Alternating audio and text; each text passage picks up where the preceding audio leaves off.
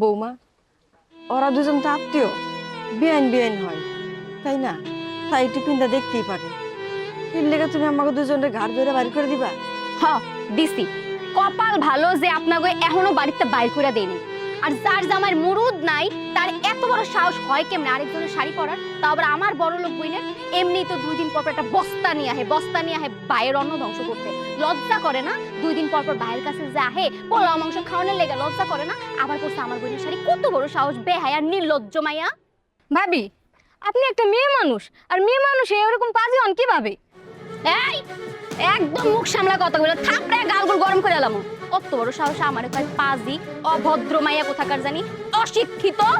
তো জামাইরে কইতে পারছ? এই যে আইছে। কি হইছে ভাবি? কি হইছে মানে? কি হয় নাই সেইটা কও। এই, তোমার কি একটা শাড়ি কেনার মুরুদ ছিল না? তোমার বউরে একটা সুন্দর শাড়ি কিনা দিতে পারতা না? হ্যাঁ, সে নির্লজ্জ বেহার মতো আমার বোনের শাড়ি পরে। কত বড় বিয়াদ্দপ একটা মাইয়া। এই, তুমি ভাবির বোনের শাড়ি পরছো কি লিগা?